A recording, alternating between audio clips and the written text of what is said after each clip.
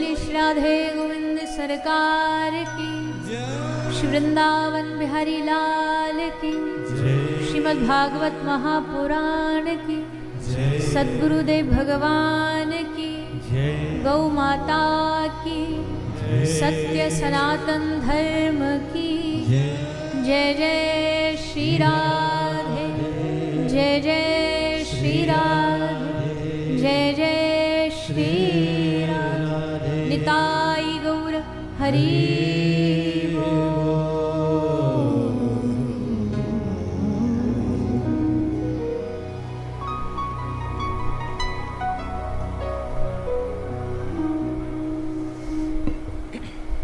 आइए चित्सार सिंधु सर्वस्व भगवान श्री राधे गोविंद के चरण कमलों का ध्यान करते हुए सभी श्रीमद् भागवत गंगा में प्रवेश करें।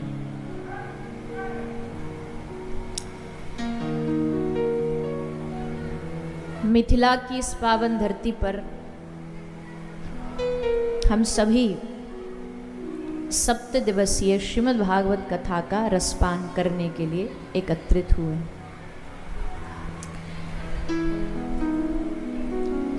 मौसम भी बड़ा सुंदर है। हम आए हैं ना 2 महीना बाद, इसलिए इंद्र देवता प्रसन्न हो रहे हैं।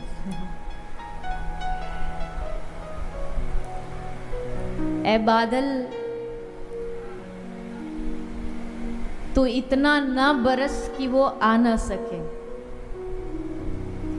ऐ बादल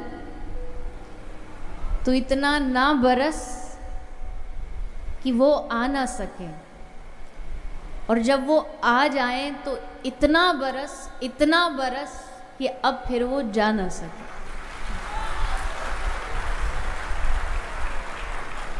अब ये बात दोनों के लिए ही है, ठाकुर जी के लिए भी और आप श्रोताओं के लिए भी है। आ गए अब इतना बरस कि अब टेंट से बाहर निकल ही ना सके।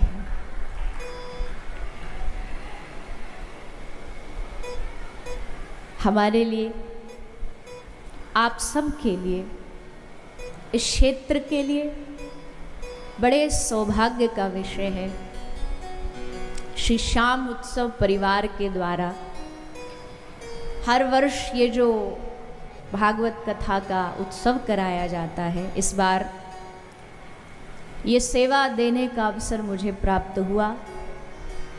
सभी श्याम उत्सव परिवार के सदस्य, मुख्य अतिथि के रूप में क्षेत्रीय श्री विधायक महोदय, श्रीमान कुलपति जी और उपस्थित समस्त उत्सव परिवार के सदस्य, आप सब श्रोताजन, हमको लगता है ये हमारी भारत में 3 महीने बाद कथा हो रही है। 3 महीना हो गए ना, 3 महीने हो गए। पहले लंदन गए, फिर वहाँ से आके क्रूज़ पे कथा करके आए, फिर आके 2 महीना अमेरिका गए, कल रात को वापस आए और आते ही 3 महीने बाद पहली कथा हो रही है दरभंगा बिहार में। हमें बड़ी खुशी हो रही है। पूछो कैसे? क्योंकि एक तो बहुत दिन बाद हम अपने सारे जो परिकर हैं, जो गायन वादन करने वाले हैं, इनका हमें साथ मिल रहा है, क्योंकि ये कोई भी नहीं गया था। अब वहाँ पर मिले तो थे, अच्छे मिले, खूब बढ़िया मिले, पर फर्क इतना था, हम उनको दीपचंदी बोलते थे, वो दादरा बजाते थे, बस इतना फर्क था। अब ज़्यादा बोल नहीं सकते, वो भी देख रहे होंगे, अगली बार बुलाएंगे नहीं। पर मन में बड़ा भाव था कि जल्द से जल्द भारत पहुँचे। भारत भूमि की तो बात ही अलग है, इस धरती की खुशबू ही अलग है, यहाँ की हवा ही अलग है। और उसमें भी हमें मिला किशोरी जी की धरती पर, क्यों किशोरी जी से हमारा बड़ा गहरा लगाव है। अब चाहे वो ब्रज की किशोरी हो या मिथिला की किशोरी हो, बात तो एक ही है, कोई भेद नहीं है। तो आते ही इस भूमि में रुकावटें बहुत आई, इसमें कोई शक नहीं। हमारा पैर देख के तो आप समझ ही रहे होंगे। हमने 1.5 महीने की यात्रा ऐसे टूटी टांग से ही करी है, और वो भी अकेले करी है। अकेले मतलब ठाकुर जी तो संग थे ही, पर हमारे संग वाले जितने भी हैं किसी को भी वीज़ा नहीं है, तो हम वहाँ अकेले ही जाते हैं। वहाँ के सब लोग खूब स्नेह देते हैं। और 1.5 महीने की संकीर्तन यात्रा विदेश की धरती पर, अमेरिका की धरती पर, परसों शिकागो में कथा खत्म हुई। और अगर आप लोग जानते हो तो शिकागो वो धरती है जहाँ पहली बार भारत का एक सन्यासी गुरु कृपा लेकर के सनातन धर्म की ध्वजा फहराने के लिए गया। इस भारत के सबसे उच्च सन्यासियों में से स्वामी श्री विवेकानंद जी, आपने जो शिकागो में जिस स्थान पर भाषण दिया, वही हमारी अंतिम यानी इस यात्रा की विश्राम कथा हुई, 7 दिवसीय भागवत हुई। और हम कोई गर्व या अभिमान से नहीं कह रहे, पर हम खुशी इस बात की है, जैसे अभी माननीय मंत्री महोदय अपने धर्म कितना आगे बढ़ रहा है, इस बात के लिए जैसे गौरव होता है ना, सीना एकदम तन जाता है, वैसे ही हम भी इस बात को कह सकते हैं कि भगवत कृपा से, भागवत जी की कृपा से शिकागो में अब तक की सबसे ऐतिहासिक भागवत कथा हुई, जिसमें हजारों हजारों लोग पधारे और उन्होंने भागवत का रसपान किया। खूब आनंद बरसा श्री ठाकुर जी की कृपा से, किशोरी जी की कृपा से खूब सनातन धर्म की ध्वजा फहराई। और अब ये कथा गंगा बहती बहती बहती आ गई है दरभंगा बिहार में। रुकावटें क्या क्या आई, पहले तो हमको ही थोड़ा डर लग रहा था। हमने कई बार हमारे जो संभालते कथा उनको कहा, भैया समिति वालों को समझा दो, एक आध दिन की डेट आगे बढ़ा दें, क्योंकि कल रात को आके आज फिर सुबह रात को 10-11 बजे घर पहुँचे, फिर 5 बजे भागे, और दिन रात का फ़र्क होता है तो शरीर भी व्यवस्थित होने में 2-4 दिन तो लेता है। अभी भी हम जब आए ना तो आंखों में भर भर पानी डाल डाल के आए। पर वो अलग बात है कि इस व्यासपीठ पर आकर के फिर कुछ याद नहीं रहता, फिर तो आप सब श्रोताओं के चेहरे देखते हैं और ठाकुर जी की कृपा देखते हैं। लेकिन 1 वर्ष पहले से तैयारी हो गई, तारीख निश्चित हो गई, तो वो भी नहीं बदली जा सकती थी। फिर भगवत कृपा से कहा कोई बात नहीं, फिर थोड़ा शारीरिक परेशानी हो गई, फिर भी कहा कोई बात नहीं। आज ग्रहण भी हो गया और फिर ऊपर से वर्षा भी हो गई। लेकिन इन सब थोड़ी थोड़ी थोड़ी थोड़ी रुकावटों के बाद भी आज आप श्रोता बन के और हम वक्ता बन के यहाँ बैठे हैं, ये केवल और केवल भगवान की कृपा से संभव है। मनुष्य के चाहने से क्या होता है, और हमने तो देख लिया भैया, दुनिया में सबसे छोटा बल होता है धन का बल। जिस धन के बल से आदमी बड़ा उछलता फिरता है ना, वो धन का बल सबसे छोटा, क्योंकि धन का कोई गारंटी नहीं, कोई भरोसा नहीं। धन बल से थोड़ा सा ज्यादा बल होता है तन बल। किसी के पास धन नहीं है पर तन अगर अच्छा है, स्वस्थ है, बढ़िया है, तो अपने शारीरिक बल से सब कुछ कर सकता है।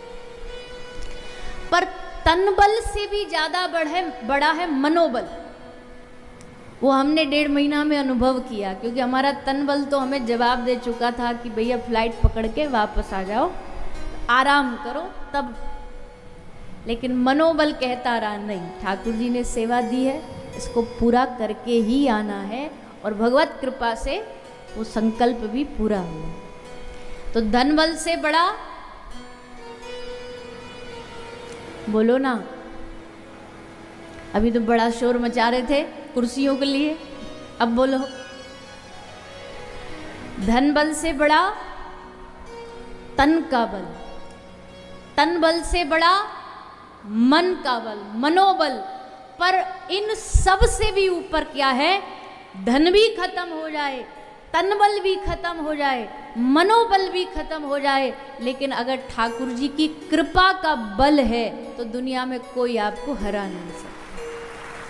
सबसे बड़ा बल उनकी कृपा का बल, और उसी कृपा बल के सहारे उसके परिणाम स्वरूप आप सब यहाँ आए हो। भारी वर्षा होते हुए भी पानी में बैठे हो, वो तो अच्छा है, ऊपर से नहीं आ रहा पानी, नहीं तो कई जगह तो नीचे से भी जल बहता, ऊपर से भी बहता है, फिर भी कथा का लोग आनंद लेते हैं। पर आपके पास बढ़िया व्यवस्था है, कुर्सियाँ मिल गई हैं, आनंद लो। सोचो बिहार में ही शिमला आ गया है और पितृपक्ष चल रहा है। सबसे सुंदर बात, पितृपक्ष में श्रीमद् भागवत का श्रवण। कहते हैं श्रीमद् भागवत पितरों को मुक्ति देती है, गति देती है। इसको श्रवण करने से पितरों को गति मिल जाती है। तो बोले पितरों को गति मिल जाएगी, वो तो बात सही है, पर जो बाकी के लोग आए कथा सुनने वो तो जीवित है ना, उनको क्या मिलेगा?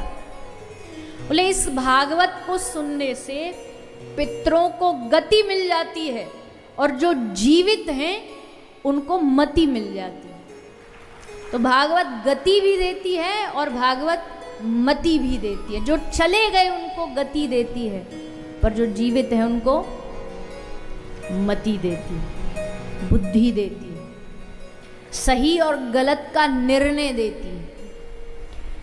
क्योंकि मति अच्छी होगी तभी तो निर्णय कर पाओगे क्या सही क्या गलत। आज के इस समय में सबसे ज़्यादा अगर हम किसी चीज़ में गलती करते हैं तो वो सही और गलत के बीच में निर्णय करने में करते हैं। तो वो निर्णय कौन देगा? वो निर्णय करने की मति श्रीमद् भागवत देंगे। तो भागवत की गंगा, वैसे भी बिहार को कई स्थानों पर गंगा मैया पवित्र करती हैं। पास में गया जी भी है, मिथिला की भूमि है, जगत के ईश्वर, जगत के नाथ इस मिथिला के क्या लगते हैं? तो बोलो ना जोर से।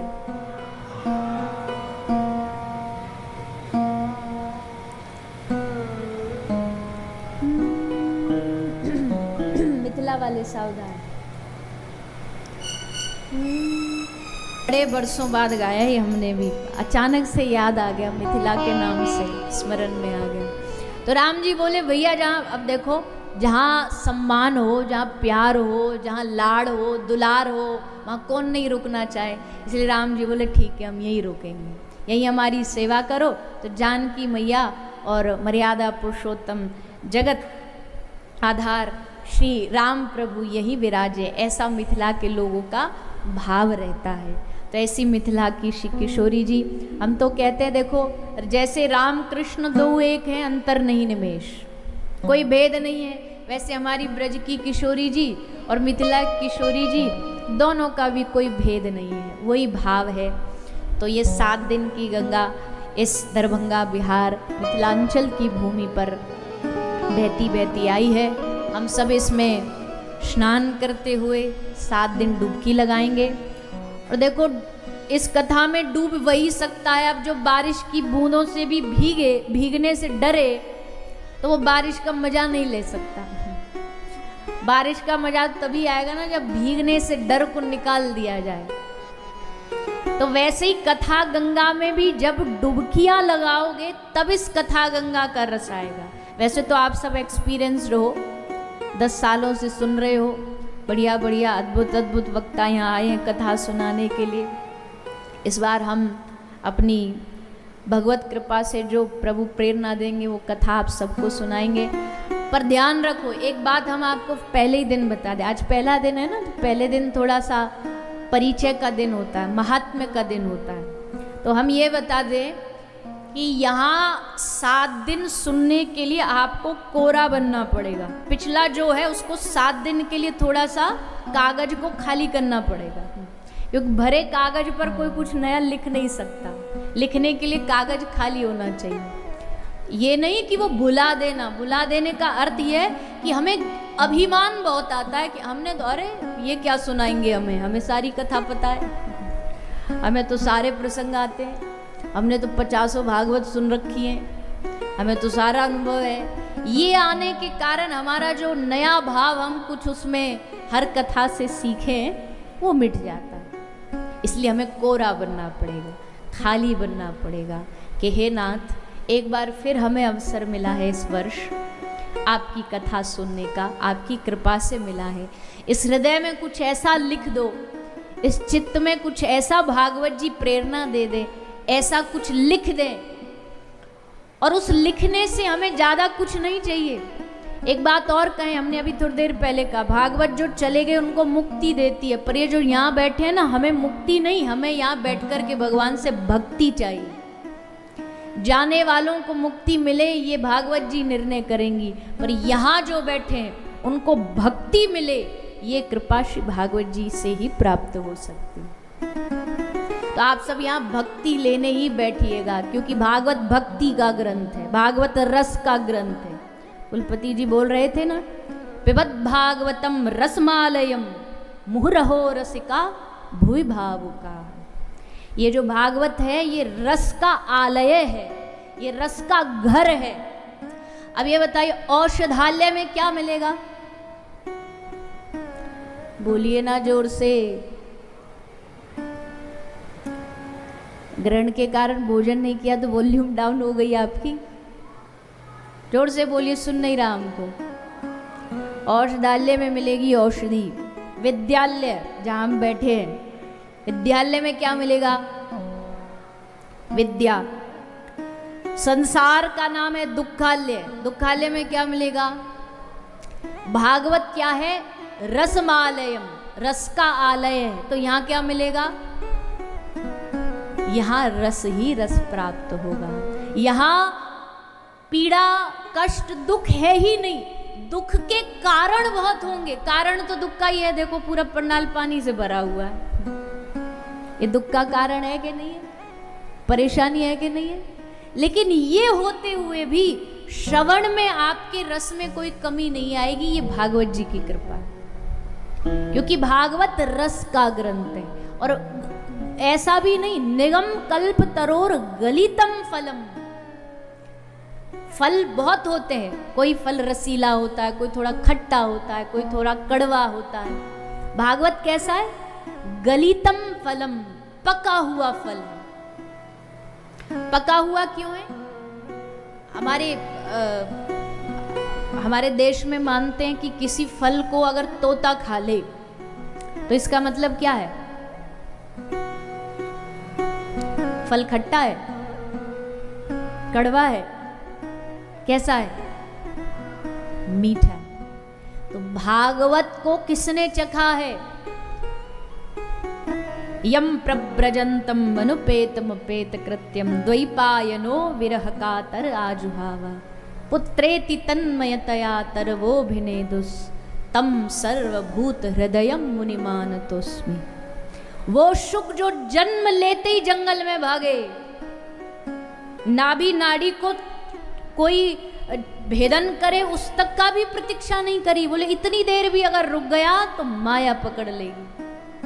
गर्भ से नहीं निकले 12 साल, तो गर्भ में ही बैठे रहे 12 साल तक।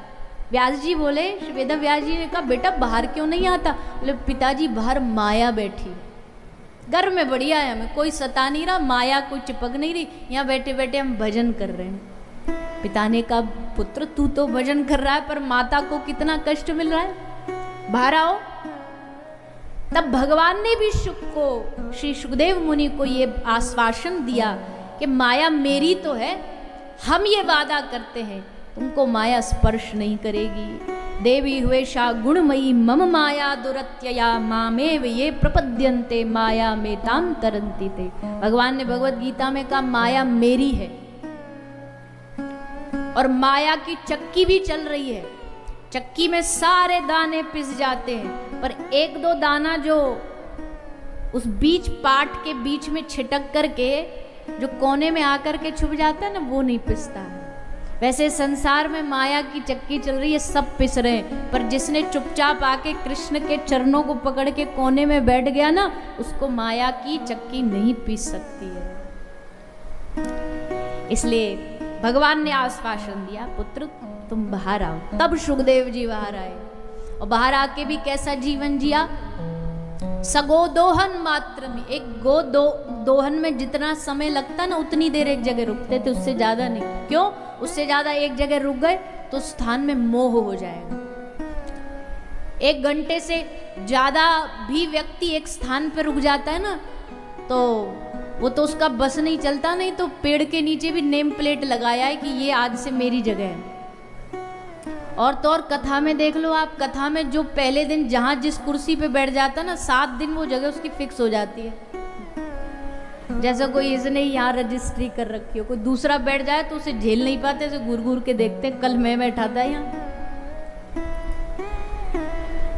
तो इसलिए सुखदेव जी एक जगह रुकते ही नहीं, बोले उस स्थान में मोह नहीं हो जाए, इसलिए बस विरक्त की भांति बस एक स्थान से दूसरे स्थान जाते रहते। ऐसे सुखदेव जी ने इस भागवत के फल को चखा है। ऐसे ही नहीं चख लिया, सुखदेव जी जानते थे ये रसमालयम है, ये रस से भरा हुआ है। अजी और फलों में तो छिलका होता है, गुठलियां होती है, बीज होती है। इस फल में ना छिलका है, ना गुठली है, ना बीज है, बस रस ही रस है, इसलिए पियो। भागवत रसायन है। एक होती है औषधि और एक होता है रसायन। डिफरेंस क्या है दोनों में, अंतर क्या है? What is the difference? अभी एक आध कथा ना हमारे मुंह से अंग्रेजी ज्यादा निकलेगी, क्यों? हम अंग्रेजों की धरती से आए ना, तो वहाँ अंग्रेजी थोड़ा वहाँ के लोग को ज्यादा समझ आ जाए, इसलिए बीच बीच में अंग्रेजी बोलनी पड़ती थी। तो इसलिए अब आदत हो गई ना, तो थोड़ा थोड़ा सहन कर लेना। बताइए, औषधि और रसायन में अंतर जानते हो? औषधि होती है जो बीमार हो गए, रोग हो गया, डॉक्टर ने टेबलेट दे दी, खा ली। बीमारी के बाद जो ली जाती है उसको औषधि कहते हैं। और रसायन क्या होता है? आज की भाषा में कहें तो वैक्सीन। वैक्सीन कब ली जाती है? रोग के बाद में कि रोग के पहले? रोग के पहले, कि रोग हो न जाए। कोविड के टाइम में वैक्सीन क्यों लगाई जा रही थी? कि वायरस ना लग जाए, उसे रसायन कहते हैं। तो भागवत औषधि भी है, पर उससे ज्यादा भागवत रसायन है। क्यों? क्योंकि रोग ना हो, माया स्पर्श न करे, उससे बचाव के लिए ये भागवत कथा सुनी जाती है। उससे बचने के लिए भागवत सुनाई जाती है, ताकि हम सुरक्षित रहें, ताकि हम बचे रहें। लेकिन भैया ये बात भी सच है, कोई भी चीज़ आपको दुनिया में, हमने कहा धन बल से मिल सकती है, तन बल से मिल सकती है, मनोबल से मिल सकती है, पर ये जो भगवान की कथा मिलती है, ये जो भगवान की भागवत मिलती है, ये अपने बल से नहीं, ये धन के बल से नहीं, ये तन के बल से नहीं, ये जब भी मिलेगी, जैसी भी मिलेगी, बस उसकी कृपा के बल से मिलेगी। वो चाहेगा तो मिलेगी। विधायक जी बैठे हैं यहाँ, जनता जिसको इलेक्ट करती है वो पद पे बैठता है। बताया कि बड़े खुश हुए क्षेत्र के लोग कि आप 10 बार बने, तो जनता चाहती है, तभी तो बार बार अवसर मिला, तभी तो सेवा का मौका मिला। तो जनता जिसको इलेक्ट करती है वो विधानसभा में बैठता है, पर जिसको गोविंद सिलेक्ट करते हैं वो उनकी कथा में आकर के बैठता है। अगर आप जनता के द्वारा सिलेक्टेड हैं तो आप भी भगवान के द्वारा सिलेक्टेड हो, तभी आप यहाँ पहुँचे हो। अन्यथा मन तो कह रहा होगा बारिश हो रही है, क्या करेंगे जा करके। वही कथा तो है, ये समिति वालों को भी पता नहीं क्या लगी, हर बार बुला लेते नए नए वक्ता, हर बार आ जाते हैं ये कथा करने के लिए। वही भागवत जी, वही कथा, वही धुंधकारी, वही गोखरन, कुछ नया करो। मन बड़े बहाने खोजता है कथा से बचने के, इतने बहाने तैयार हैं इसके पास। अरे बारिश में कहाँ हम भीगेंगे, पानी भर रहा होगा, अरे घर बैठो बढ़िया चाय पकौड़ा समोसा खाओ, ठंडा ठंडा मौसम हो रहा है, कथा में कौन चाय आपको परोसने वाला है। मन बड़े बहाने देता, शरीर फिर अलग बहाने देगा। अरे कहाँ घुटनों में दर्द हो रहा है, जगह मिलेगी नहीं कहीं ऊपर बैठने की, कमर और दुख जाएगी। इससे बढ़िया घर में बैठो, टीवी पे आ रही होगी वहाँ देख लेंगे, यूट्यूब पे आ रही होगी वहाँ देख लेंगे। मन नए नए बहाने देता है, नए नए बहाने देता है, पर फिर अंदर बैठा हुआ वो भगवान जो हमारी आत्मा है, आत्मा क्या? परमात्मा, ईश्वर अंश जीव अविनाशी, ममैवांश जीव लोके जीवभूत सनातन। तो अंदर बैठा जो परमात्मा आत्मा के रूप में ना, वो धक्के मारता, ना चल कथा सुनने चल, ऐसा मौका बार बार नहीं आता। अंदर बैठा परमात्मा हाथ पकड़ करके खींच करके आपको कथा में लेकर के आता है।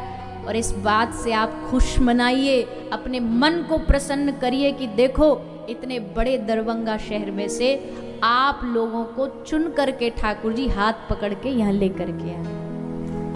और अगर आपको चुना गया है तो ये तो पक्का है ना कि चुनने के लिए आदमी को दृष्टि भी तो उस पर डालनी पड़ती है, नज़र में तो लाना पड़ता है। इसका मतलब आप ठाकुर जी की नज़र में आ गए हो तभी यहाँ आए, बिना उनकी नज़रों में आए कोई नहीं आ सकता। और आज का ज़माना तो ऐसा है, क्या बताएं हम, दुनिया को सब कामों में इंटरेस्ट है, रुचि सब कामों में है, खेल में, खाने में, सोने में, पिक्चर देखने में, व्हाट्सएप चलाने में, सारी दुनिया में हमें रुचि है। पर एक भगवत कथा, भजन ही ऐसा है जिसके लिए हमको बार बार धक्का दिया जाता है, चलो भजन करो, कथा में चलो, बाकी सब काम हमें कहने नहीं पड़ते। कभी किसी ने सुना पैसे कमाने के लिए या घूमने के लिए कभी किसी को प्रवचन देना पड़ा हो? प्रवचन हो रहे हैं कि भाई साल में 1-2 बार घूमने जाना चाहिए, नहीं, अपने आप मन करता है आज यहाँ निकल गए, कल वहाँ खाने चले गए। पर भजन के लिए बार बार धक्का देना पड़ता है। संत महापुरुष दिन रात लगे रहते, भैया भजन करो, जागो, उठो जागो, हरि शरण चलो। तो इस मन को भजन के लिए लगाना पड़ता है। और इस आज के ज़माने में तो इतना सारी दुनिया में इतनी परेशानियाँ, इतना माया चारों ओर फैली हुई है। हम तो भागवत जी की कृपा से थोड़ा थोड़ा हर धरती के कोने में कभी ना कभी जाने का मौका मिलता है, तो बात समझ में आती है कि भैया सच में यकीन मानिए आप इस बात को, हम कोई बड़ा चढ़ा के नहीं बोल रहे। पहली बात, हमको मनुष्य जन्म मिला, सबसे बड़ी भगवान की कृपा है। दूसरा, मनुष्य जन्म मिलने के बाद भारत भूमि में मनुष्य जन्म मिला, ये हमारे सौभाग्य की बात। और भारत भूमि में भी जन्म लेने के बाद मिथिलांचल दरभंगा इस कामेश्वर संस्कृत विश्वविद्यालय के मैदान में बैठ करके आप भगवान की कथा सुन रहे हो, इससे बड़ा सौभाग्य और कृपा भगवान की दूसरी कोई नहीं। अब शिकायतें मत करना उनसे, कृपा कब करोगे भगवान, कृपा है तभी यहाँ आए हो। भारत भूमि में मनुष्य बनना कोई आसान काम नहीं है। हाँ, हमारे भारत में नहीं है इतनी साफ सफाई जितनी बाहर देशों में, शायद उतना धन भी नहीं है जितना बाहर देशों में है, शायद उतनी जितनी व्यवस्था होनी चाहिए उतनी व्यवस्था भी नहीं, लेकिन फिर भी भारत का जो संस्कार है, भारत का जो एकत्व है, भारत का जो प्रेम है, उसके सामने दुनिया का हर रंग फीका। तो इसलिए गौरव करिए इस बात का, खुश रहिए इस बात से कि भगवान ने भारत भूमि में जन्म दिया, मनुष्य बनाया और फिर कथा सुन रहे हो। बिना भगवान की कृपा के संभव नहीं है। वो स्वामी तुलसीदास जी रामचरितमानस में वर्णन करते हैं, बिन सत्संग विवेक न होई, बिन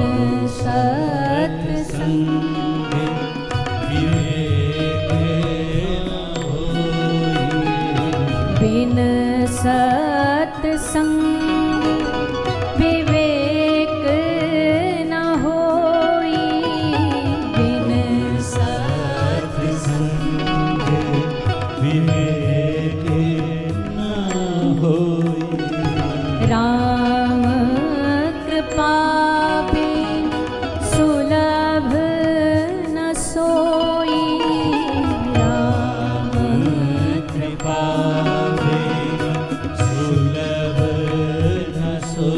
सोई। राम कृपा बिन सुलभ न सोई। राम कृपा बिन सुलभ न सोई। राम कथा शशि किरण समाना। राम कथा शशि किरण समाना। राम कथा शशि किरण समाना। कथा शशि किरण समाना। संत चकोर करहि जेहि पाना। संत चकोर करि जेहि पाना। श्री राम जय राम जय जय राम। श्री राम जय राम जय जय राम। श्री राम जय राम जय जय राम। श्री राम जय राम जय जय राम। श्री राम जय राम जय जय राम। श्री राम जय राम जय जय राम। श्री राम जय राम जय जय राम। श्री राम जय राम जय जय राम। श्री राम जय राम जय जय राम। श्री राम जय राम जय जय राम। श्री राम जय राम जय जय राम। श्री राम जय राम जय राम जय राम। श्री राम जय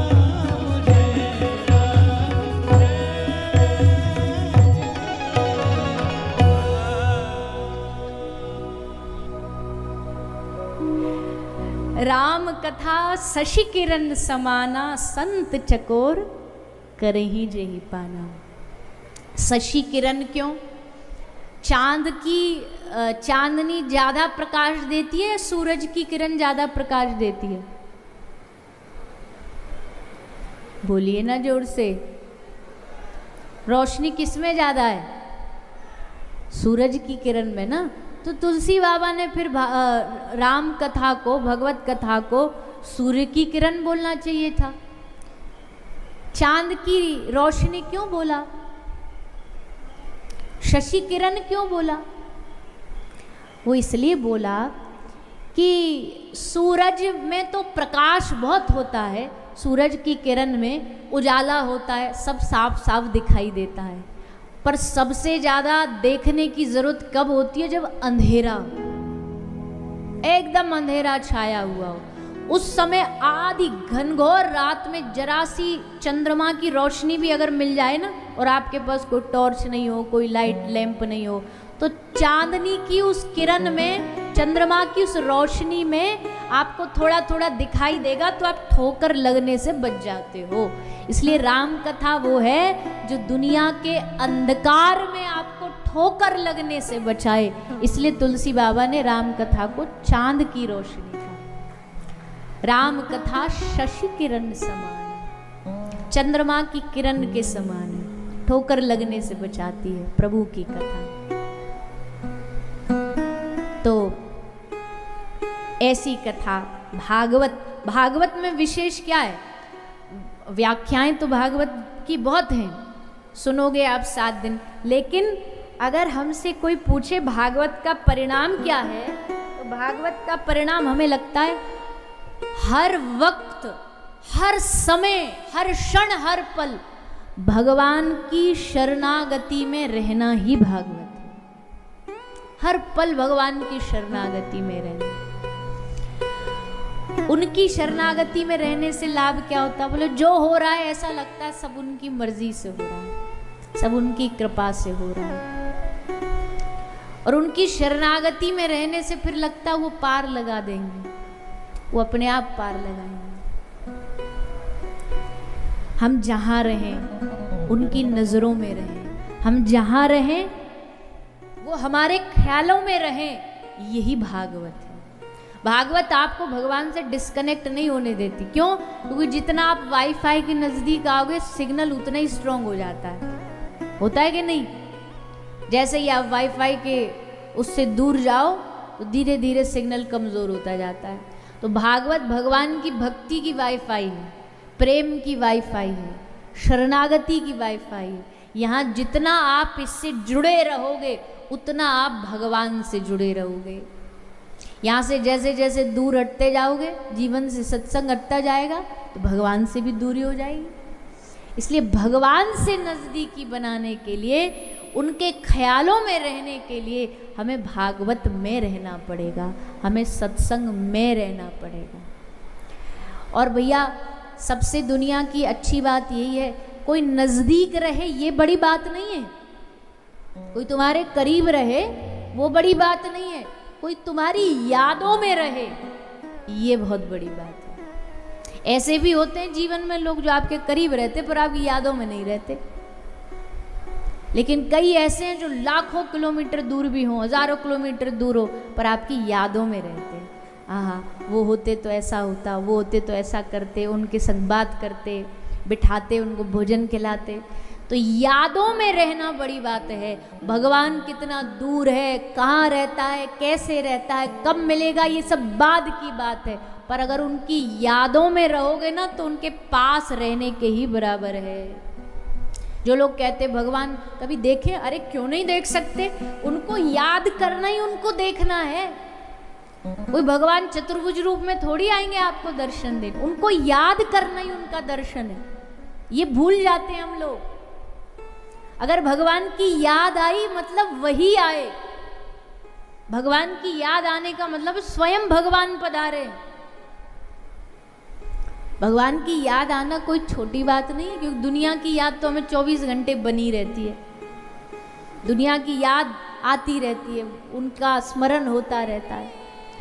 पर भगवान का स्मरण हो रहा हो, भगवान की याद आ रही हो, और भगवान की याद कब आएगी? जब उनसे प्रेम होगा। प्रेम कैसे होगा? जाने बिन न होए प्रतीति, बिन प्रतीति न होए प्रीति। बिना जाने प्रेम नहीं, बिना प्रेम के भगवान प्राप्त नहीं होते। इसलिए जानना जरूरी है, और उस जानने के लिए ही भागवत कथा सुनी जाती है। तो आज भागवत का महत्व है।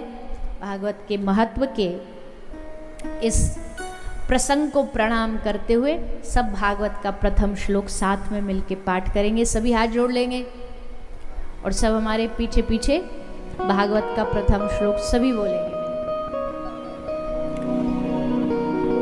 सच्चिदानंद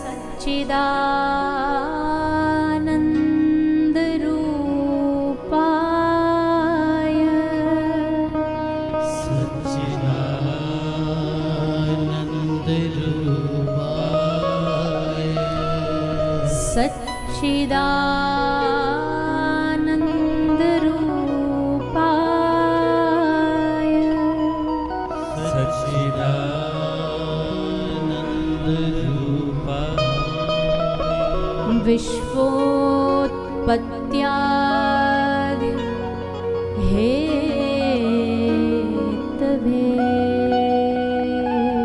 विश्वोत्पत्त्यादि हेतवे, विश्वोत्पत्त्यादि हेतवे, तापत्रय विनाशाय,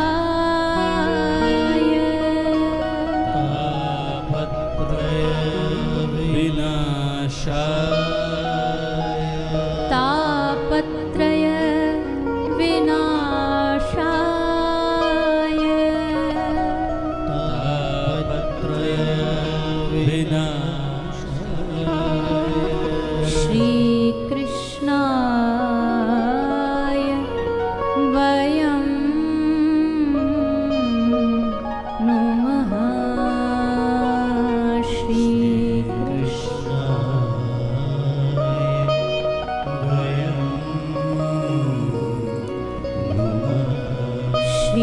कृष्णाय वयं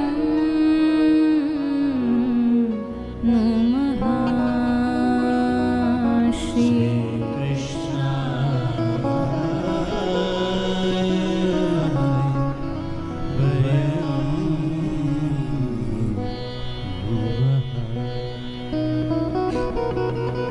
श्रीमद्भागवत श्रयते या सा श्री। जो स्वयं प्रकाशवान है वो श्री है। श्रीमद् भागवत, उन श्री का मद, उन श्री का जो रस है वही भागवत है। भागवत का अर्थ क्या है? भ से भक्ति, ग से ज्ञान, व से वैराग्य और त से तत्व। भागवत क्या देती है? हम कोई भी चीज़ लें, खरीदें, पढ़ें या जीवन में किसी को अपनाएं, हम पूछते तो है ना भैया इससे मिलता क्या है, इससे फायदा क्या है? तो भागवत सुन रहे हैं, इससे क्या मिलेगा? भक्ति मिलेगी, ज्ञान मिलेगा, वैराग्य मिलेगा और तत्व के भगवान के दर्शन कराएगी भागवत। अब एक ही बार में इतना सब प्रदान करने वाली है। एक साधे सब सद है। एक भागवत जी के श्रवण करने से भक्ति भी मिल रही है, ज्ञान भी मिल रहा है, वैराग भी मिल रहा है, भगवान का दर्शन भी मिल रहा है। तो इससे बढ़िया सौदा क्या होगा? इससे सुंदर बात क्या होगी? इसलिए सच्चिदानंद रूपाय विश्वोत्पत्त्यादि हेतवे, इस पूरी श्लोक में भगवान को देखने का नजरिया बताया है, भगवान को देखने की दृष्टि बताई है। भगवान कौन है? सच्चिदानंद रूप है। ईश्वरः परमा कृष्ण सच्चिदानंद विग्रह अनादिरादिर गोविंद सर्व कारण कारण। श्री ब्रह्मा जी ने कहा भगवान कौन है? सच्चिदानंद विग्रह। भागवत भी कह रही है, राम सच्चिदानंद दिनेशा, रामचरितमानस भी कह रही है। तो मतलब भगवान को देखने की दृष्टि जिन जिन महापुरुषों ने दी है, उन्होंने भगवान को 3 एंगल से देखा है। एक है सच, एक है चिद और एक है आनंद। तीनों को मिला के सच्चिदानंद बना। भगवान को देखने की पहली दृष्टि है कि उनको देखो, सत्य के रूप में देखो। सत्य के रूप में क्यों देखें? बोले सत्य वही होता है जिसका कोई अंत नहीं होता। भगवान का कोई अंत नहीं है। हरि अनंत, हरि कथा अनंता। ना तो भगवान का कोई अंत है, ना उनकी कथा का कोई अंत है। कथा का बताओ कोई अंत हुआ? 10 साल तो आपको हो गए कथा कराते कराते, और 10,000 साल भी हो जाएंगे ना, तब भी ये भागवत कथा उतनी ही नई रहेगी जितनी आज है। क्योंकि आज से 5,000 साल पहले ये इतनी नई थी, इतनी सुगंधित थी जितनी ये आज है। क्योंकि भगवान की कथा है। भगवान की कथा कभी पुरानी नहीं होती है। भगवान की कथा प्राचीन हो सकती है, लीलाएं प्राचीन हो सकती है, पर उनका रस रोज नया होगा। मीरा जी के पद रोज गाओ, पर रोज उनका भाव नया आता है। सूरदास जी के पद रोज नए गाओ, रोज भाव नया आएगा। तुलसीदास जी की चौपाइयाँ रोज रोज गाओ, रोज सुंदरकांड पढ़ो, फिर भी आपको रोज उसका रस नया मिलेगा।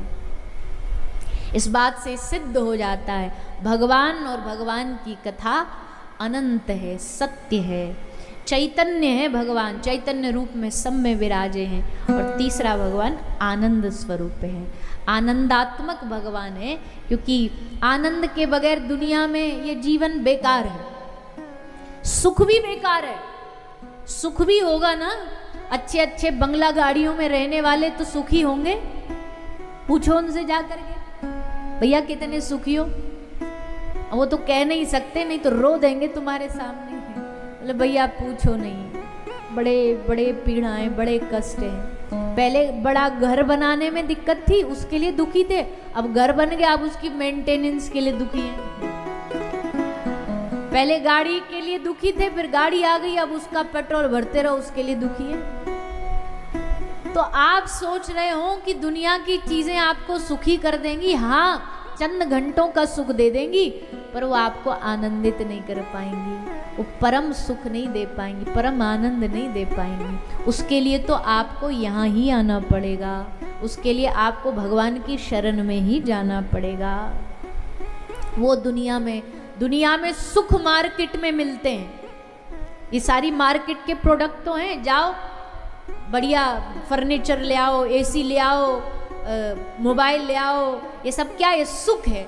मार्केट में सुख मिलता है, पर दुनिया के किसी बाजार में आनंद नहीं मिलता है। दुनिया की चीजें सुख की तो आपसे गारंटी ले सकती हैं, पर आनंद की गारंटी तो भगवान और उनकी कथा ही ले सकती है। इसलिए जब दुनिया से आदमी हार जाता है ना, सब दुनिया में परेशान हो जाएगा, हताश हो जाएगा, पर जैसे कथा में आएगा, आहा, ऐसे लगता है जैसे बरसों से तपते हुए जीव के ऊपर किसी ने एक सुंदर जल की धारा डाल दी हो, ऐसी शीतलता प्राप्त होती है। इसलिए तो आजकल कथाएं इतनी ज़्यादा प्रचलन में आ गई हैं, पहले नहीं थी इतनी, अब ज़्यादा आ गई हैं। क्यों आ गई हैं? क्योंकि टेंशन ज़्यादा बढ़ गई है। जितनी टेंशन बढ़ेगी उतनी भगवान की कथा भी बढ़ेगी। क्यों? क्योंकि जब वहाँ से हार थक के यहाँ आएंगे ना, तो दोनों दुनिया में अंतर समझ आएगा। अरे राम राम, यहाँ तो कुछ भी नहीं था, असली आनंद तो यहाँ है। मिलता है सच्चा सुख केवल भगवान तुम्हारे चरण। सच्चा आनंद तो यही मिलता है। इसलिए सच्चिदानंद रूपाय विश्वोत्पत्त्यादि हेतवे, भगवान को देखने का अगला नजरिया है कि वो विश्व की उत्पत्ति, पालन, सृजन करने वाले, तापत्रय विनाशाय, तीनों तापों का नाश करने वाले, और अंत में कहा श्री कृष्णाय वयं नमः।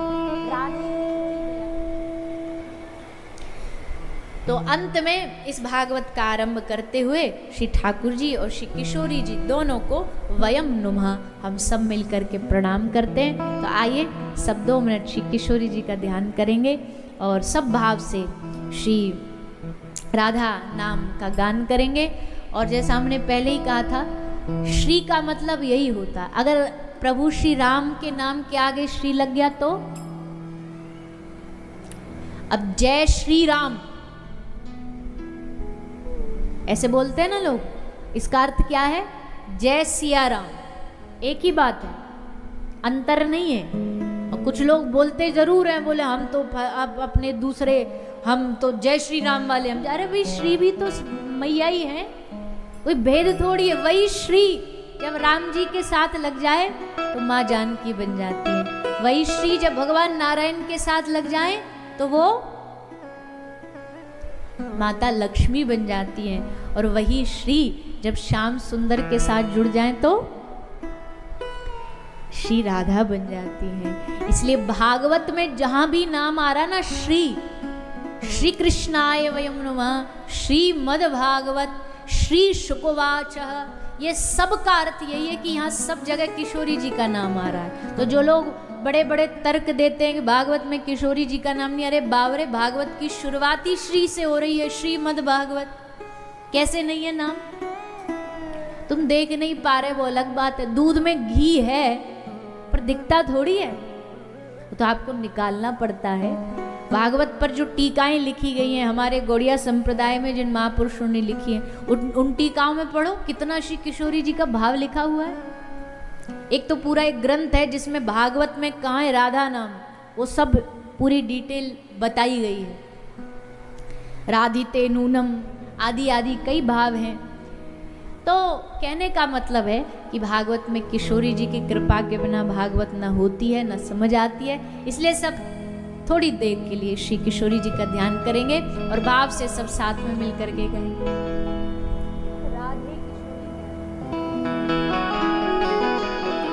हमारी श्यामाजू ब्रज की लाडली, ब्रज का प्राण, उनका आशीर्वाद लो, क्योंकि ये भागवत उनकी कृपा से इस धरती पर आई है। उनकी कृपा से ही ये भागवत का फल धरती पर आया, नहीं तो नहीं प्राप्त होता। अन्य पुराणों में भागवत जी का जो महत्व है उसमें बताया गया है कि गोलोक में सुखदेव जी को श्री किशोरी जी ने प्रेरणा करी, राधा रानी ने, कि जाओ धरती पर जाओ, यहाँ जो तुम लीला देखते हो उसका रसास्वादन करते हो, उस रस को पृथ्वी पर पहुँचाओ, क्योंकि इसके लिए अधिकारी पात्र चाहिए ना। पुराण तो बहुत हैं, लेकिन भागवत व्यास जी ने क्यों लिखी? बोले 17 पुराण लिख के भी हृदय में जब शांति नहीं हुई तो अंत में भागवत लिखी। तो नारद जी ने क्या कहा उनको कि आपने ग्रंथ तो लिखे, पुराण तो लिखे, पर उन पुराणों में कभी कहीं भी भक्ति रस का वर्णन नहीं किया। ज्ञान मार्ग है, मुक्ति मार्ग है, पर भक्ति मार्ग नहीं है, भक्ति रस नहीं। तो कोई नया ग्रंथ की रचना करो। तब व्यास जी ने भागवत लिखी। लेकिन लिखने के बाद अब उस भागवत रस को पहुंचाने के लिए भी एक रसिक चाहिए। इसलिए ऐसे रसिक श्री सुखदेव मुनि ही थे, जो उस रस को उन्होंने रोज अनुभव किया। एक देखो, दो तरह की वाणी होती है। एक वाणी होती है पढ़ के, एक होती है अनुभव करके। हम जैसे लोग तो अभी जो बोल रहे हैं सब पढ़ पढ़ के ही बोल रहे हैं, कुछ यहाँ से पढ़ लिया, कुछ वहाँ से पढ़ लिया, कुछ यहाँ से सुन लिया। पर जिस दिन ये दिव्य रस हृदय में उतर जाएगा, उसका अनुभव जब हो जाएगा, तो उसका आनंद कई गुना बढ़ जाता है, उसका रस कई गुना बढ़ जाता है। इसलिए ये जिम्मेदारी सुखदेव जी को दी गई, राधा रानी ने ये जिम्मेदारी दी, ये कर्तव्य दिया कि तुम जाओ और पृथ्वी पर इस रस का प्रचार करो। तो पहले तो महादेव के मुख से कथा सुनी सुखदेव जी ने आकर के, छुप करके। पद्म पुराण, ब्रह्म वैवर्त पुराण आदि में उसका वर्णन आता है।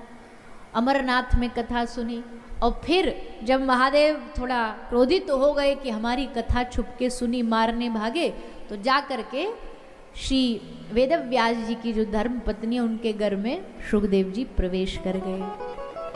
अब हमने थोड़ी देर पहले बताया आपको, 12 वर्ष तक बाहर नहीं निकले। कोई बचपन से साधु बनता है, कोई बुढ़ापे में साधु बनता है, पर सुखदेव जी गर्भ से ही साधु बने, गर्भ से ही संत बने। भागवत में वर्णन आता है, पुत्रेति विरह कातर आजुहावा। व्यास जी पुत्र के विरह में हाशुक कहते कहते भाग रहे हैं पीछे जंगल में, जब उनका जन्म लेते ही भागे। किसी ने पूछा, रे व्यास जी को इतना मोह पुत्र से? वैसे तो सारी दुनिया को सब शिक्षा देते, मोह नहीं होना चाहिए, मोह नहीं होना चाहिए, इतना मोह व्यास जी को क्यों है? बोले व्यास जी को पुत्र का मोह नहीं है, पर व्यास जी को एक भक्त के वियोग में रो रहे हैं। जानते हैं ये सुखदेव कौन है? ये श्री जी का कृपा पात्र है, राधा रानी का कृपा पात्र है। ये हमसे दूर जा रहा है, तो भगवान का भक्त जब दूर जाए तो वियोग होता है कि नहीं होता? और होना चाहिए। कोई संसार वाला दूर जाए, कोई वियोग की बात नहीं है, क्योंकि संसार तो आना जाना है, पर लेकिन कोई भगवान का भक्त दूर जा रहा है तो बड़ा वियोग है। साधु के जाने पर आंसू आंख से बहे। कि अब हमें कौन भगवत कथा सुनाएगा, अब हम कौन भगवान से जुड़ेगा? भक्त का वियोग होना चाहिए। इसलिए व्यास जी पुत्र विरह में नहीं रो रहे हैं, भक्त के बिछुड़ने। मिलत एक दारुण दुख होई, बिछुड़त एक प्राण हर ले। साधु का लक्षण, भक्त का लक्षण क्या है? कि जब मिलते हैं तो सारे दुखों का हरण कर लेते, सब दुख जीरो हो जाएंगे, माइनस हो जाएंगे। साधु का मिलना मतलब दुखों का कैंसलेशन, सब कैंसिल हो जाता है। लेकिन साधु जब बिछड़ता है, साधु जब जाता है, भक्त वैष्णव जब जाता है, तो बिछड़त एक प्राण हर ले। मानो प्राण चले गए साथ में, अब हृदय कहीं मन नहीं लगता। दुष्ट मिलता है तो दुख मिलता है, साधु जब बिछड़ता है तब दुख मिलता है, दुख दे के जाता है। वियोग होना चाहिए। तो इसलिए व्यास जी को पुत्र का मोह नहीं है, भक्त के वियोग में व्यास जी गए। यम प्रव्रजन, जन्म लेते ही प्रव्रजंतम, आसक्ति का भी त्याग कर दिया। अनुपेत, यज्ञोपवीत भी नहीं हुआ। इसका मतलब है भगवत प्राप्ति में, भगवत प्राप्ति वो कर्म के भी अधीन नहीं है। क्रम जो होता है ना कि भाई यज्ञोपवीत हो, नाभिच्छेदन हो, ये सब क्रम है, लेकिन उपनयन होगा, पर भगवत प्राप्ति के लिए ये क्रमों की भी आवश्यकता नहीं है। अपेत कृत्य, संन्यास भी ग्रहण नहीं किया, लेकिन आज द्वैपायन श्री वेदव्यास जी के भजन के फल के प्रताप से खुद भगवान ने, श्री किशोरी जी ने अपना एक परिकर दूत भेजा है शुकदेव जी के रूप में। श्री शुकदेव मुनि, भगवान शंकर ने शुक को कथा सुनाई, वेदव्यास जी से प्रकट हुए। फिर यही भागवत कथा धरती पर लेकर के कौन आया? नैमिषारण्य तीर्थ में, नैमिष्ये निमिषक्षेत्रे ऋषय सौनकादय सत्रम स्वर्गाय लोकाय सहस्त्र सममासत। नैमिषारण्य में सत्र लगा। सत्र और आयोजन में क्या फर्क होता है? यहाँ जो कथा हो रही है ये सत्र है, श्रीमद् भागवत कथा सत्र कही जाती है। सत्र क्या होती है? यज्ञ और सत्र में क्या फर्क है? बोले यज्ञ होता है जहाँ एक यजमान होता है, पर अगर ये भागवत सत्र है तो मतलब यहाँ कोई एक यजमान नहीं है। पहली बात तो हमको समिति वाले बता रहे थे, बोले हम कथा कराते हैं पर हमारा नियम रहता है कथा के यजमान जो हमारे होते हैं वो बाबा श्याम होते हैं, मुख्य यजमान के रूप में वही आगे रहते हैं, प्रतिनिधि के रूप में कोई और रहता है। तो ये भी अच्छा भाव है। और भागवत जी सत्र इसलिए कही जाती हैं कि यहाँ कोई एक यजमान नहीं है। कौन है? बोले आप जितने भी यहाँ कथा सुनने के लिए आए हो ना, आप सारे की सारे भागवत कथा के यजमान हैं, इसलिए ये कथा सत्र है। यज्ञ में तो आहुति देने के लिए एक मुख्य यजमान बैठता है, वो आहुति देता, सब उसको हाथ, पंडित जी कहते हाथ लगा लो सब, तो वो आहुति देगा और सब पीछे पीछे घर वाले हाथ लगा लें। यहाँ इस कथा में हर व्यक्ति यजमान है। क्यों? क्योंकि यहाँ हर एक आदमी बैठा बैठा आहुति दे सकता है। किस चीज की आहुति? अपने दुर्गुणों की आहुति। जो अच्छा लगे, जो बात अच्छी लगे, जो प्रसंग अच्छा लगे, कोई बात दिल को छुए, तो वहाँ अपनी उसी दुर्गुण को, अपनी कमी को स्वाहा वही समर्पित कर दो। सबको यहाँ बैठ के यज्ञ कर सकते। कई लोग हमसे बड़ा प्रश्न करते हैं, और हमसे क्या सभी प्रवक्ताओं से पूछते होंगे, अरे भैया कथा तो आजकल बड़ा महंगा खर्चा हो गया है और बड़ा पैसा लगता है और ये है वो है। देखो भैया, अब पैसा तो अब लगता ही। अब बताओ, ये जर्मन टेंट नहीं होता तो फिर यहाँ बैठ के कथा सुनते आप? इतनी भारी बारिश में सब उड़ जाता, सब धुल जाता। तो व्यवस्था बनानी पड़ती है। फिर अब टेंट लगवा दिया तो बिछाई भी चाहिए, बिछाई वाला भी पैसा लेगा। बिछाई में भी अगर ये कुर्सियां ना होती तो नीचे बैठ के कहाँ सुनते, तो कुर्सी वाला भी पैसा लेगा। स्टेज लगाने वाला भी लेगा, पंखे वाला भी लेगा, लाइट वाला भी लेगा। अब हमें व्यवस्था तो सब चाहिए। अगर व्यवस्था नहीं मिले, 10 जाके शहर में बोलेंगे अरे बड़ी बेकार कथा, कुछ था ही नहीं, और ये बोलने के लिए तैयार हो जाते हैं। अब व्यवस्था बनाने के लिए तो धन चाहिए ना भैया। अब धन चाहिए तो फिर क्यों उंगलियां उठाते हैं? मूलभूत व्यवस्था है, कोई ऐसा तो है नहीं कोई यहाँ पे कोई चांद तारे लगा रखे हो, तो मूलभूत व्यवस्था है, इनके बगैर तो चलता नहीं है। पर फिर भी लोग प्रश्न उठाते, बोले आजकल तो कथा भैया बड़ा गरीब आदमी के तो बस की नहीं है। इन कथावाचकों से कहो फ्री में कथा करके दिखाएं, इनसे कहो हमारे यहाँ ऐसे ही आ करके दिखाएं, हम गरीब हैं हमारे यहाँ नहीं आएंगे। अरे भैया कैसी कैसी बात करते हो। और अगर आपको लगता भी है कि आपके पास इतनी व्यवस्थाओं के लिए धन नहीं भी है, तो हम तो एक निवेदन आप सबसे करें, आप कथा कराने की व्यवस्था में धन भले मत लगाइए, पर अगर यहाँ बैठ करके आपने 7 दिन पूरी डूब के कथा सुनी, मन लगा के सुनी, ठाकुर जी को चित्त में बिठाया, तो जितना यजमान को लाभ प्राप्त होगा ना, फल प्राप्त होगा इस कथा का, उतना इस कथा पंडाल में सबसे पीछे बैठे हुए व्यक्ति को भी प्राप्त हो सकता है। तुम अपनाओ तो कथा की बातों को। भगवान ये थोड़ी कहेगा कि किसने धन लगाया, भगवान अधिक ये देखेंगे कि यहाँ किसने इस कथा को जीवन में उतारा, वो यजमान है इस कथा का। तो बताओ, एक भी पैसा लगा यजमान बनने का आपका? एक चवन्नी नहीं लगती। कथा का यजमान हर कोई बन सकता है, हर कोई। बस सुनो, आपसे कुछ लेना देना तो है नहीं। आपको यहाँ लाने के लिए कोई आपसे मांग करी गई कि भैया आप आओ यहाँ आकर के कथा सुनो, इतने रुपया की टिकट है। दुनिया की जगह पर आप जाके देखो, ये गाने नाचने इत्यादि के अलग अलग जो होते हैं, इनमें देखो हजारों हजारों रुपया की टिकट है, लोग जाते हैं। अभी हम अमेरिका से आए तो वो वहाँ नवरात्रि बहुत होती है, क्योंकि गुजराती समाज ज़्यादा होता है, वहाँ ज़्यादा जाते हैं। तो हमें बता रहे थे नवरात्रि में 11,000 डॉलर की टिकट बिकती है। 11,000 डॉलर मतलब है वही 9-9.5 लाख रुपया। और लोग हमने कहा खरीदते हैं? बोला हाँ खरीदते, सब खरीदते। टिकट बिकती है VIP की, तो सब लोग जाते हैं। हमने कहा वाह रे भैया, यहाँ तो आपसे 1 रुपया नहीं लिया जाता। कोई दुनिया की एक कथा बता दो जहाँ कथा की टिकट लगती हो, और अगर ऐसी कहीं है भी तो हमको लगता है उससे बड़ा दुर्भाग्य कोई नहीं होगा।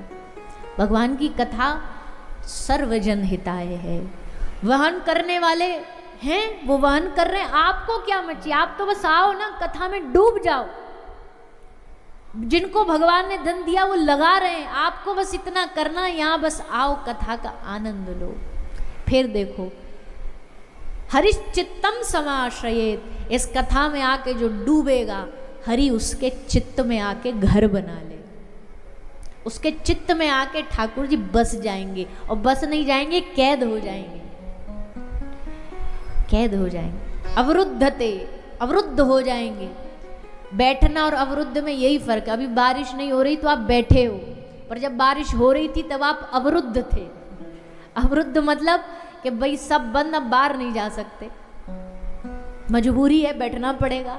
वैसे ही ठाकुर जी भागवत सुन के आके हृदय में बैठते नहीं है। बोले बैठ गए तो बैठने वालों तो फिर ये कभी भी उठ के जा सकता है। भागवत कहती है जब आप कथा में बैठते हो तो ठाकुर जी आपके हृदय में अवरुद्ध हो जाते हैं, कैद हो जाते हैं। अब वो चाहे भी फ्री होना तो हो नहीं सकते, अब वो आके हृदय में बैठ गए। इसलिए कथा पर प्रश्न उठाने से ज़्यादा अच्छा है यहाँ आके मन को लगाओ। नैमिषे निमिषेत्रे, सब संतों ने सत्र लगाया। सूत जी से प्रश्न किया, महाराज हमें कथा तो सुननी है, पर कथा सारम, कथा का सार सुनना है, क्योंकि जीवन है, सबका व्यस्तताएं हैं। अब आप उस व्यस्तता में कहो कि 24 घंटा बैठ के कथा सुनो तो बड़ा मुश्किल है। पर अगर कथा का सार मिल जाता तो बड़ा अच्छा रहता, सबके लिए सहजता हो जाती। सब वेदों का, पुराणों का, उपनिषदों का कोई सार बता दो। तब श्री सूत जी ने सार के रूप में श्रीमद् भागवत कथा सुनाई है। ये कथा का सब वेदों पुराणों का सार है। सबसे पहले महात्म्य 2 दृष्टांत आते। पहला आता भक्ति ज्ञान वैराग का, उसको हम प्रणाम करते ऐसे आगे बढ़ेंगे, क्योंकि भक्ति देवी के 2 पुत्र हैं ज्ञान वैराग, उनका भागवत में आने से, कथा सुनने से कल्याण हुआ। जो कोई उनके दुख को, विषाद को दूर न कर पाया, उस विषाद को भागवत ने दूर किया। भक्ति सुतौ तौ तरुणौ गृहीत्वा प्रेमैक रूपा सहसा विराशित, श्री कृष्ण गोविंद हरे मुरारे नाथेति नामानि मुहुर्वदन्ति। भक्ति देवी कथा सुन के दोनों पुत्रों के साथ प्रकट हो गई। ऐसी भक्ति देवी का सुंदर वर्णन किया गया।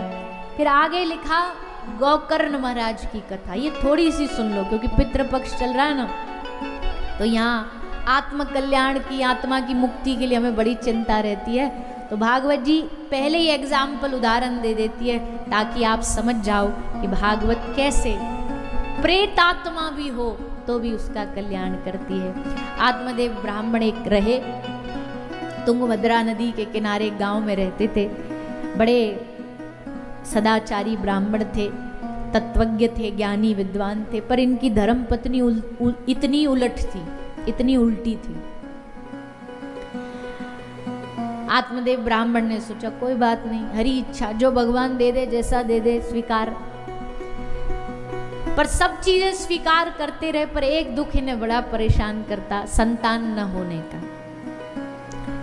तो एक दिन भगवत कृपा से इनको एक ऐसा साधु मिल गया जिनके सामने इन्होंने अपना दुख व्यक्त किया।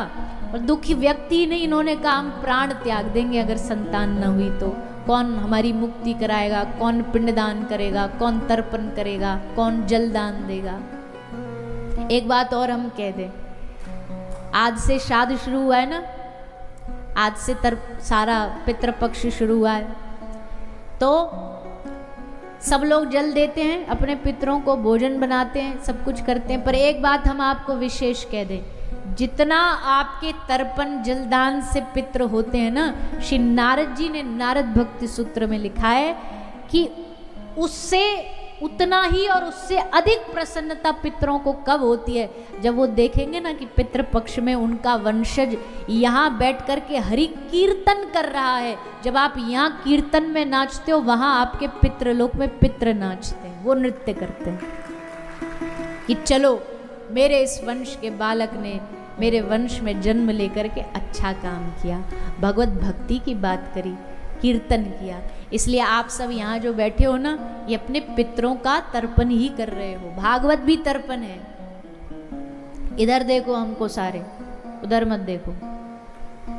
वो अपनी व्यवस्था बना रहे हैं, आप अपनी व्यवस्था बनाओ, आप कथा पे ध्यान दो। तो जी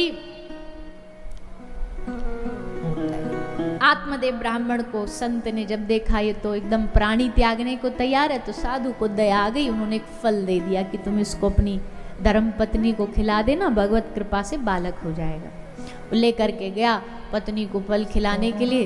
अब धुंधली देवी तो धुंधली देवी थी, बड़े विचित्र विचित्र भाव मन में लाने लगी। गर्भ धारण करने के बाद तो बड़ा कष्ट होगा जीवन में, कष्टों की गिनती गिनने लगी। वो गिनती गिनते गिनते सोच लिया कि ना, हम गर्भ धारण नहीं करेंगे, पर नहीं फल खाया और संतान नहीं हुई तो महाराज आत्मदेव क्रोधित होंगे। तो एक रास्ता निकाला, उसकी बहन गर्भवती थी, उससे कहा तू अपना बालक हमें दे देना, हम किसी को पता नहीं लगने देंगे, हम नाटक करके ऐसे रहेंगे जैसे गर्भवती महिला रहती। सब प्लानिंग दोनों बहनों ने मिल करके कर ली। और फिर फल को क्या किया, फल को परीक्षा के लिए गाय को खिला दिया। पर भगवत संत जो होते हैं उनका वचन कभी खाली नहीं जाता। गाय के गर्भ से बालक हुआ और मनुष्य रूप में ही पैदा हुआ। कान गाय जैसे थे इसलिए नाम पड़ा गोकर्ण।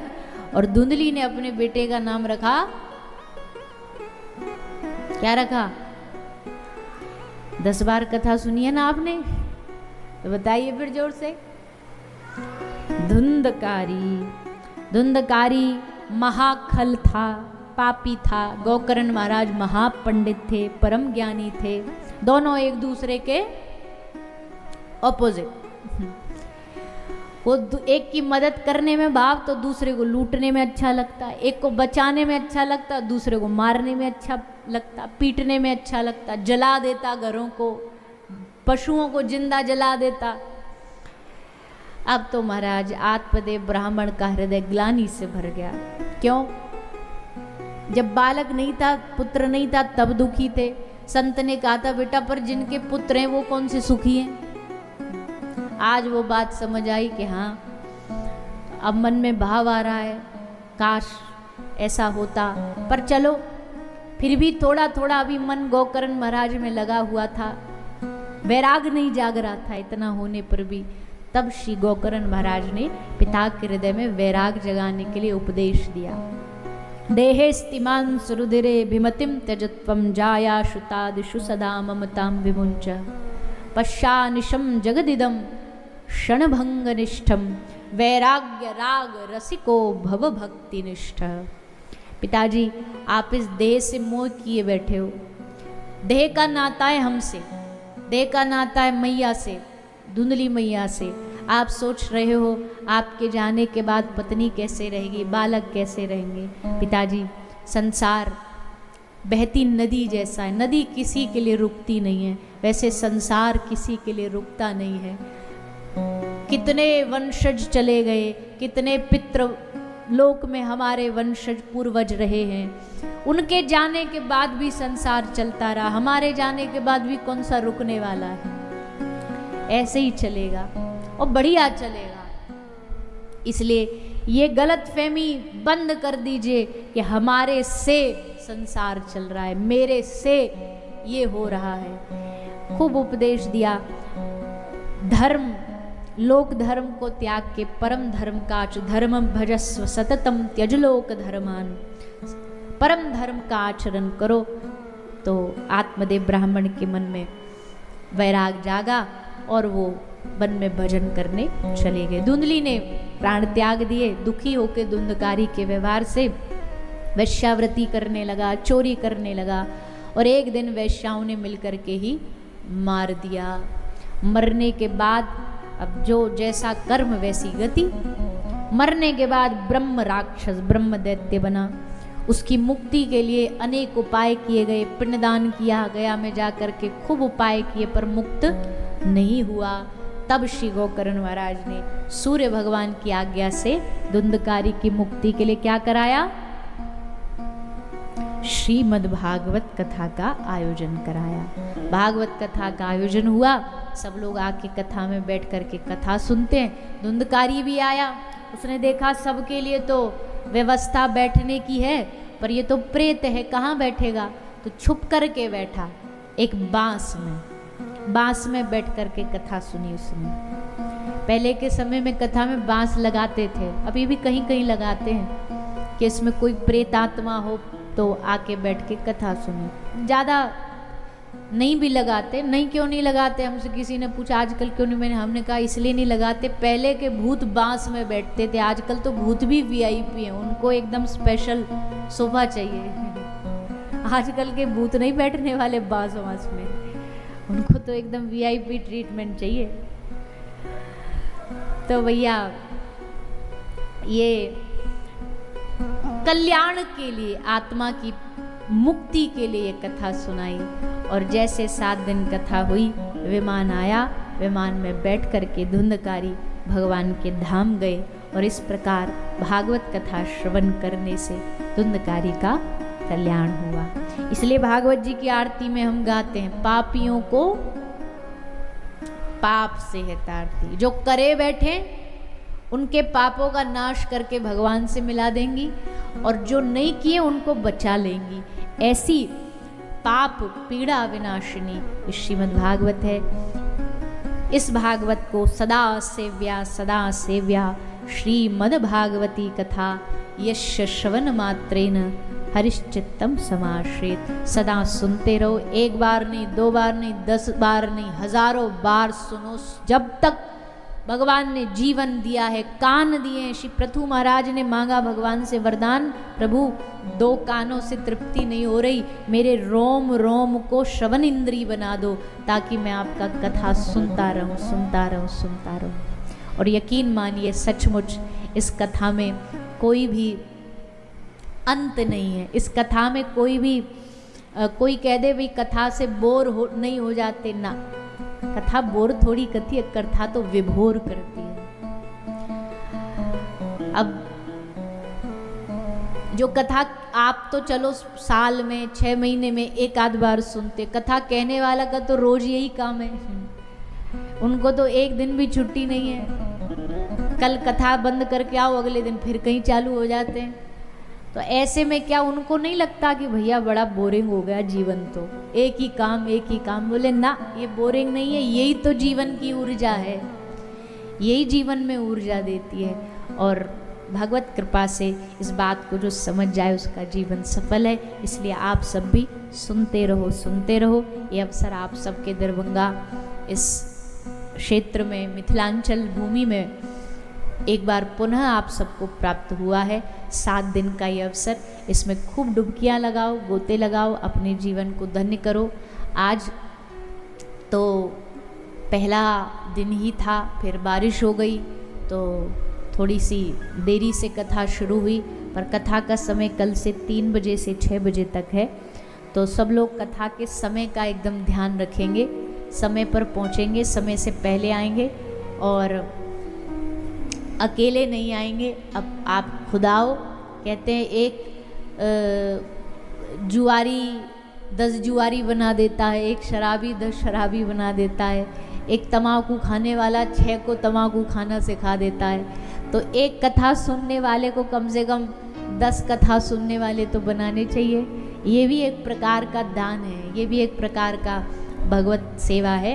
तो स्वयं पधारें और सबको लेकर के आए, कथा का आनंद रसपान सब लोग करेंगे। आइए सब 2 मिनट हरि नाम संकीर्तन करें और उसके बाद आज आरती नहीं होगी, क्योंकि सब जानते हैं आज पूजा भी नहीं हुई, आरंभ में भी नहीं हुई और अभी भी नहीं होगी। लेकिन हरि नाम तो हरि नाम है, कथा तो कथा है, इसमें कोई ग्रहण नहीं होता। भगवान की कथा तो सदा सदा सेव्या, सदा सेव्या श्रीमद् भागवती कथा। तो हरि नाम संकीर्तन। और एक बात और है, ग्रहण के समय जितना आप हरि नाम और नाम जाप कर सकते हो उतना करिए। अभी भी घर जाकर के छुट्टी नहीं हो गई आपकी, कथा हुई छुट्टी। रात्रि के समय भी पूरा जितना नाम जाप आप कर सकते हो उतना नाम जाप करिए, कई हजार गुना फल प्राप्त होता है। इसलिए घर जाके भी और रास्ते में भी जा रहे हो तब भी माला नाम जाप चालू रखिएगा, हरि नाम चालू रखिएगा। जिनको पता ही नहीं है, कोई मंत्र करते नहीं है, वो हरे कृष्ण कृष्ण कृष्ण हरे हरे, हरे राम राम राम हरे, इस महामंत्र को जरूर जपते रहिएगा। तो रोज ही जपते हैं, पर आज ग्रहण है और विशेष रूप से ध्यान में रख करके इसको जाप करिएगा। आइए सब 2 मिनट संकीर्तन करें, तो उठाकर हरे कृष्ण महामंत्र का जाप करें। हरे कृष्णा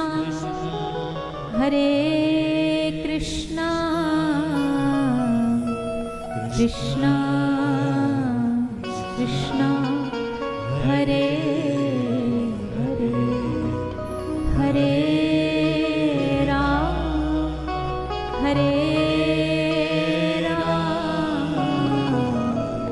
राम राम हरे हरे, हरे कृष्णा कृष्णा कृष्णा हरे हरे, हरे राम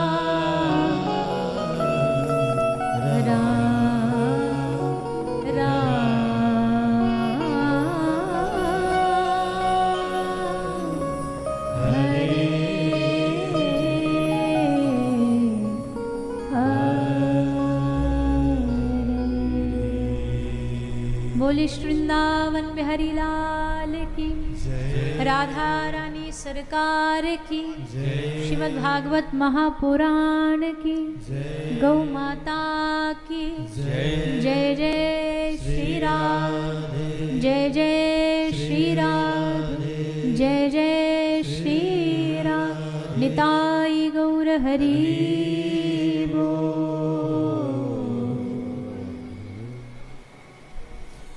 हम सभी ने आज प्रथम दिवस के पावन सत्संग का श्रवण पान करते हुए अपने जीवन को धन्य किया। पूज्य देवी जी के पावन सानिध्य में हम सभी लगातार 7 दिवसों तक इस दिव्य आनंद का अनुभव करेंगे। साथ ही पूज्य देवी जी के पावन सानिध्य में संचालित गौ सेवा धाम हॉस्पिटल, जो कि पूर्णतः निःशुल्क समर्पित है बीमार, असहाय, लाचार, जख्मी, घायल गौवंशों की पावन चिकित्सा सेवा में।